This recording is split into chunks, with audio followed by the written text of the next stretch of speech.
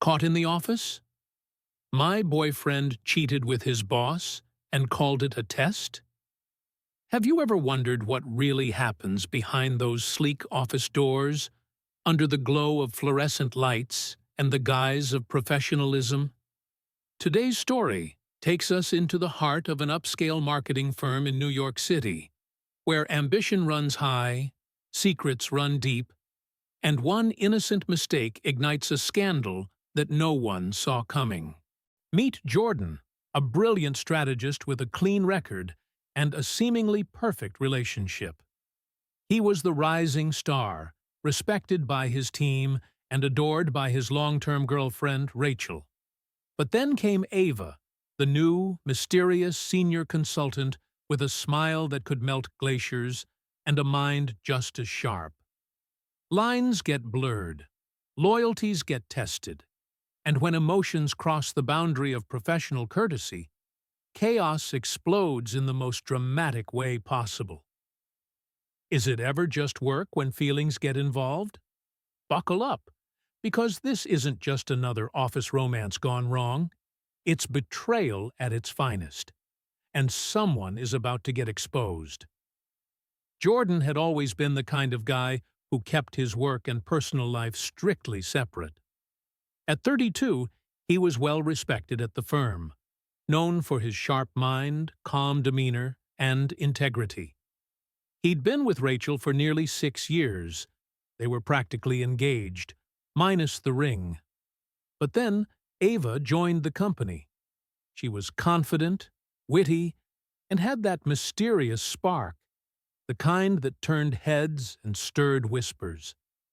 Jordan didn't think much of it at first. They were paired together on a major account. Long hours, tight deadlines, late-night presentations.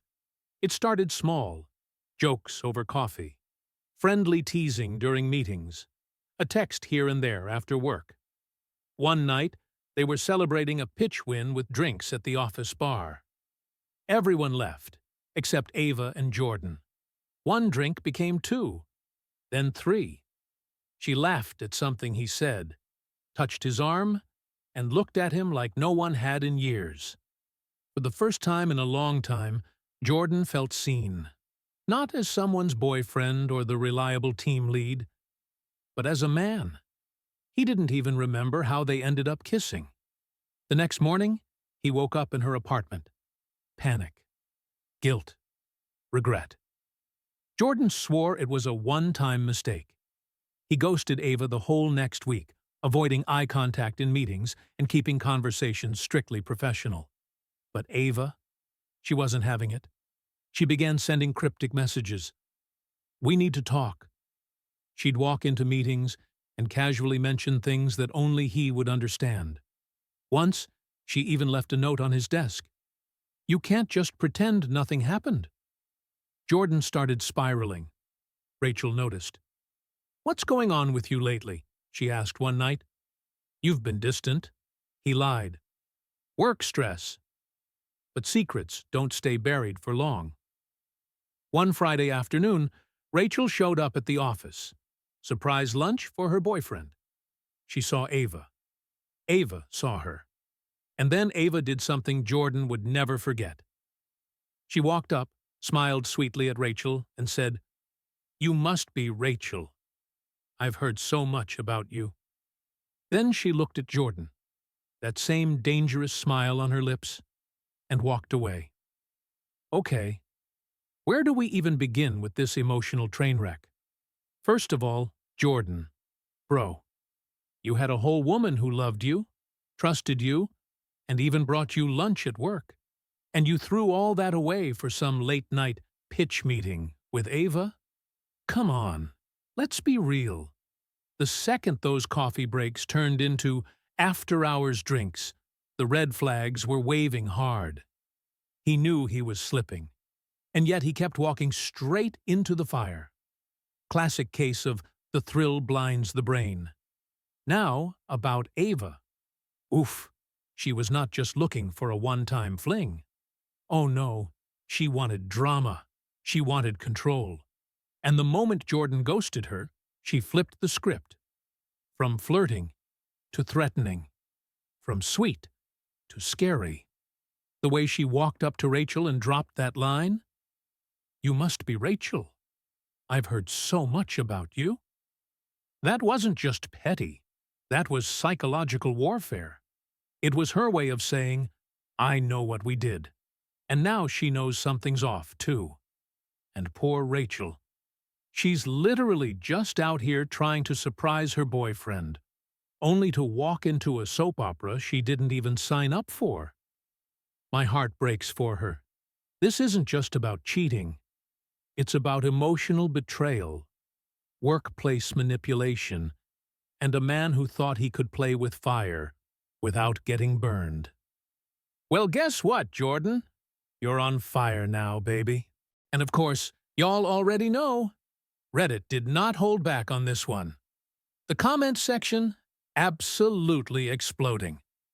Let's check out some of the top comments that had me screaming and nodding at the same time. Our Office Tea Queen. Jordan really said, "Let me ruin my relationship, my career, and my peace of mind, all in one go." 14.7K likes. And the worst part? He didn't even get a raise for all that mess. Just Ava's vengeance and Rachel's heartbreak. Heartbreak Detective. If Ava was a test, Jordan failed with flying colors. 0 out of 10. Would not recommend. Thumbs up. 10.9K likes period. Like, if loyalty was an exam, this man didn't even show up with a pencil. The Lunchbox Legend. Rachel bringing him lunch while he's out here serving Ava dessert. I'm done. Thumbs up. 12.3K likes you. This one hurt. Rachel deserves a man who appreciates both the lunch and the love that comes with it. At Red Flag Ranger. That "you must be Rachel" line. Straight out of Mean Girls. Ava wanted war. 9.8K likes Ava didn't want closure. She wanted chaos. And she delivered it with a smile. At Trash Man of the Week. Jordan, congratulations. You're officially the main character of a cautionary tale. 11.4K likes "somebody get this man a trophy." And by trophy, I mean a restraining order from both Rachel and Ava. So, what do you think? Was Jordan just weak? Or is Ava the real villain here? And should Rachel take him back? Or leave him with his career consequences? Drop your thoughts below. And as always, like, comment, and follow for more juicy drama.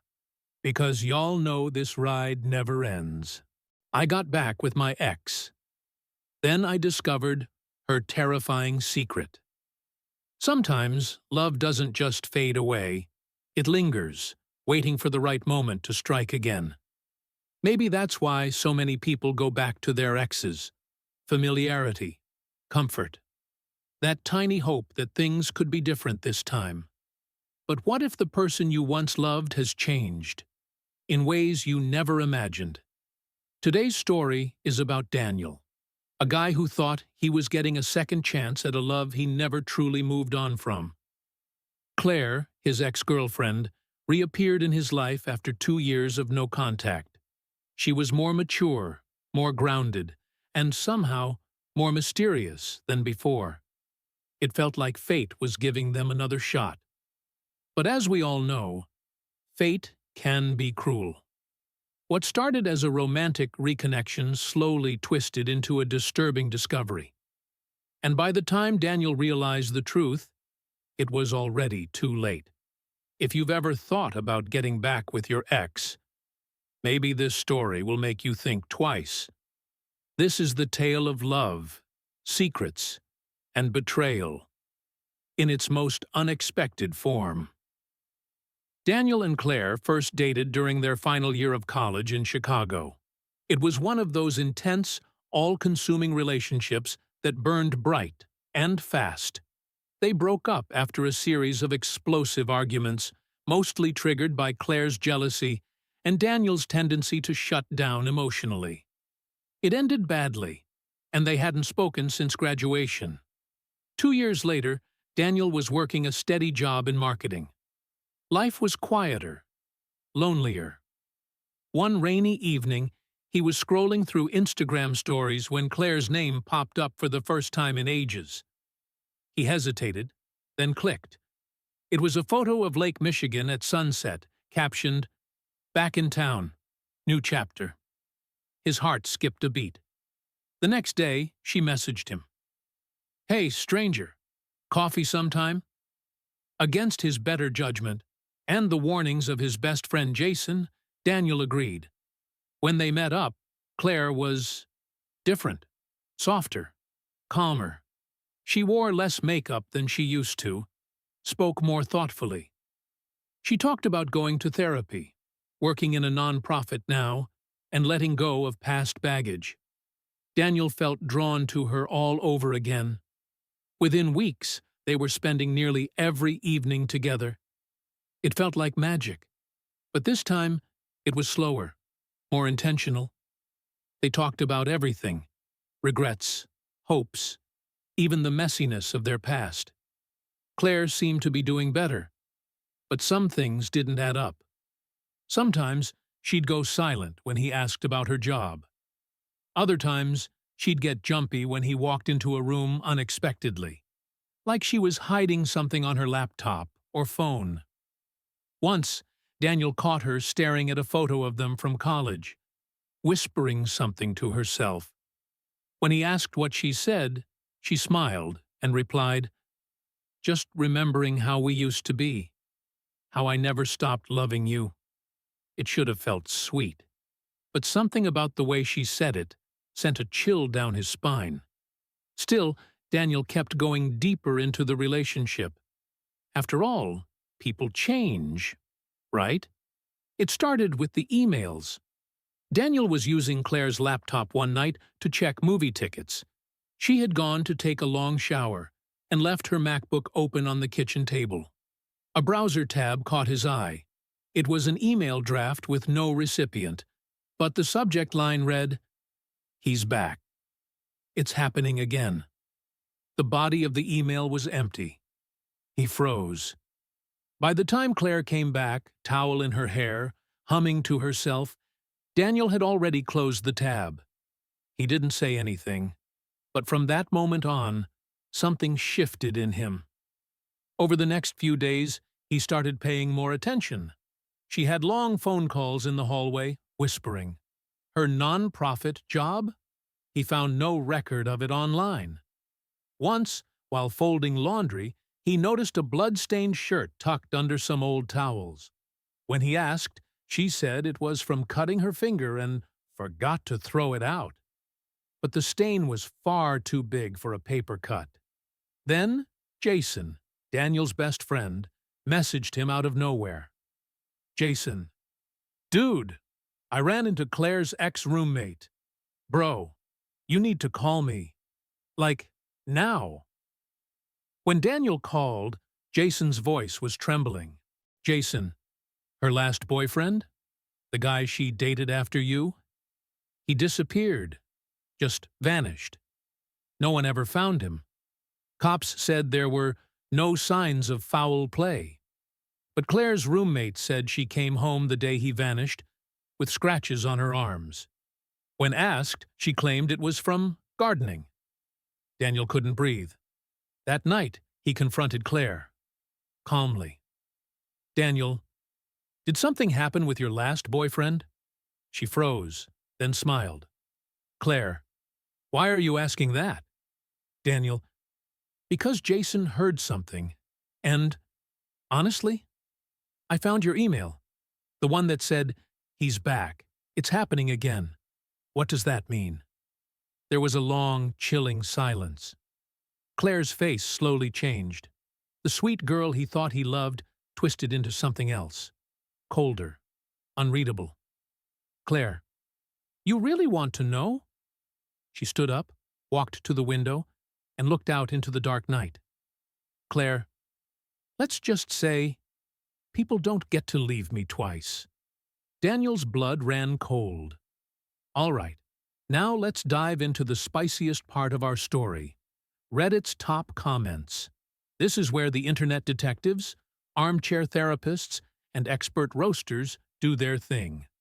Let's see what they had to say about getting back with an ex and finding out her nightmare-level secret. Top comment 1, 15.8 KH likes. U/CryptoChick24. Dude said she changed, like she updated her software or something. Nah, bro, she just took off her mask. That one stings. This commenter nailed it. Sometimes change just means the crazy got better at hiding. Top comment 2, 12.3K likes. U/Midnight Espresso. You dodged a literal murder documentary. Congrats, Daniel. You survived Season 1. LMAO. Netflix needs to call this guy. That was totally don't phone. With Claire, the series, waiting to happen. Top comment 3, 9.9K likes. U/Gaslight Queen. The scariest part isn't even Claire. It's that he went back. This man had a whole second chance. And wasted it. Yep. This is the kind of heartbreak that comes with your own red flag collection. You saw the fire and still jumped in. Top comment 4, 7.2K likes. U/Salty Psych. Gardening? Sis. Unless your plants fight back, explain those scratches. 10 out of 10 sarcasm. Because unless Claire's garden is full of cacti and raccoons, those claw marks are not from pruning roses. Top comment 5, 5.4K likes. U/Thalastrid Flag. Plot twist. Claire is actually the final boss in a dating sim horror game. If life were a video game, Claire would be the kind of final boss you can't beat unless you uninstall your feelings first. This story was wild, a mix of love, horror, and a full-blown PSA. Do not go back to your ex unless you're ready for a new level of chaos. Have you ever had an ex who changed, but in the creepiest way possible? Drop your stories in the comments, and don't forget to like and subscribe for more love dramas that are stranger than fiction. My ex gave me a letter on my wedding day. Now I don't know who to marry. You ever have one of those breakups where you think, that's it, I'm done, no more drama? Well, sometimes the drama doesn't end. It comes back. And sometimes it comes back wearing a tuxedo, holding a champagne glass, and making a toast at your wedding rehearsal dinner. Welcome back to the channel, where love gets complicated and exes never quite stay in the past. Today's story is about a woman who was about to marry the love of her life until her ex walked in with a secret that could change everything. A secret that had been kept hidden for 3 years.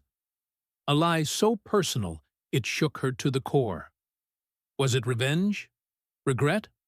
Or one last desperate attempt to stop the wedding? This isn't just your typical ex shows up story. Oh no. This is betrayal, heartbreak, and a jaw-dropping twist, all rolled into one. So grab your popcorn, sit back, and let's dive into a tale of old love that refuses to stay buried. So, I, F28, was finally getting married to my fiancé, Daniel, M30, after 3 wonderful years together. Our wedding was set in Charleston, South Carolina.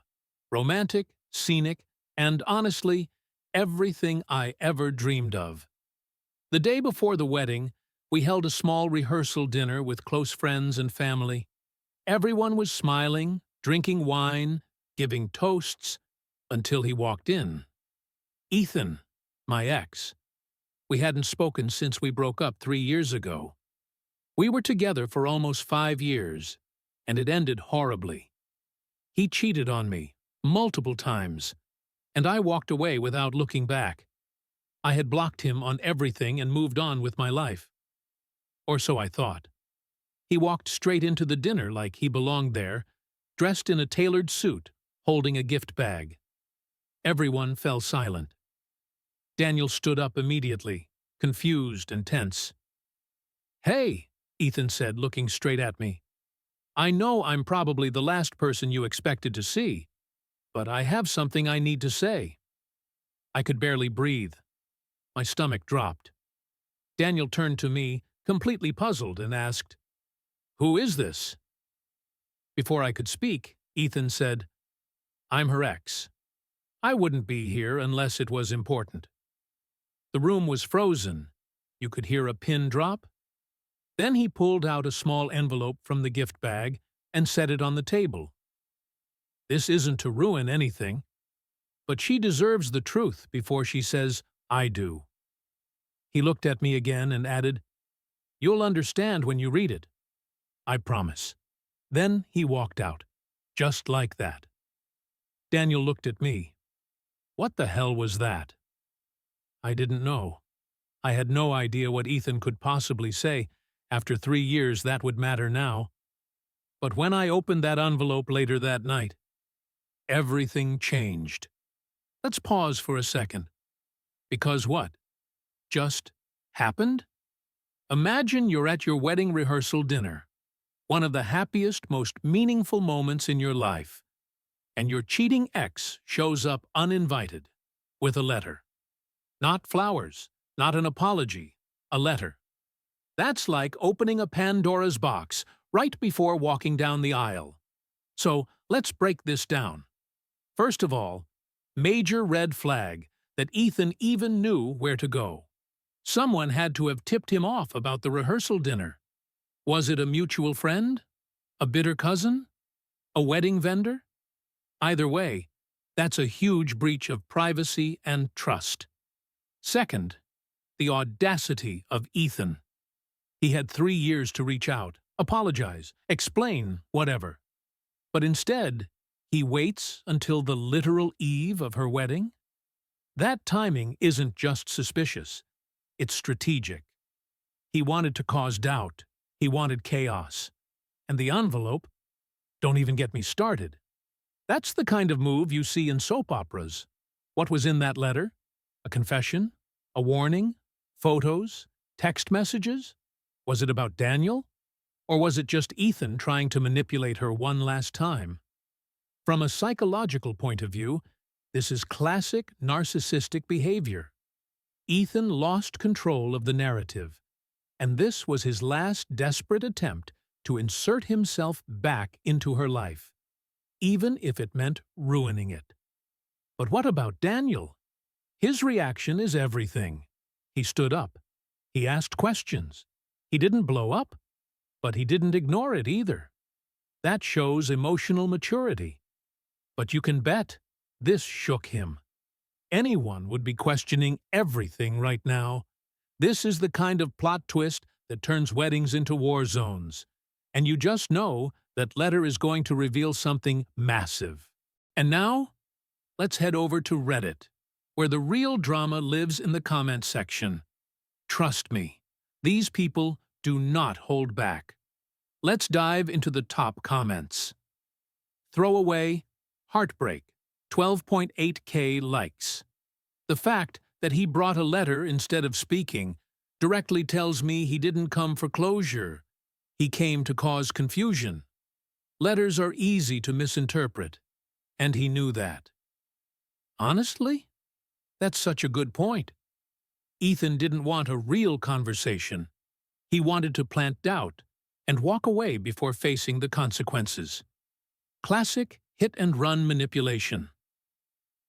Cold Feet Bride, 9.4K likes. I would not marry anyone until I knew what that letter said. Period. Call me paranoid, but what if it is something about Daniel? What if she's marrying someone who also has secrets? Oof, that's a chilling thought. Imagine opening that letter and realizing your fiancé isn't who you thought he was either. Sometimes it's not just the ex that's hiding something. No Drama Llama, 7.2K likes. I get why she froze. Trauma responses are real. But I hope she realizes she can't go through with this wedding until she's emotionally sure. For herself, not for appearances. Exactly. This isn't just about what people will think. This is about building a life with someone. And if your past still has that much power over you, It's time to pause and reflect. Messy weddings, 6.5K likes. Why do exes always show up at the worst possible time? Is there, like, a secret handbook on How to Ruin Weddings 101 that they all read? If that handbook exists, Ethan wrote the foreword, right next to, make sure to bring the letter, not your conscience. Reddit never disappoints. And this story? Ooh, it's got betrayal, suspense, and that haunting little envelope just waiting to explode everything. What do you think was inside that letter? And more importantly, would you still say, I do?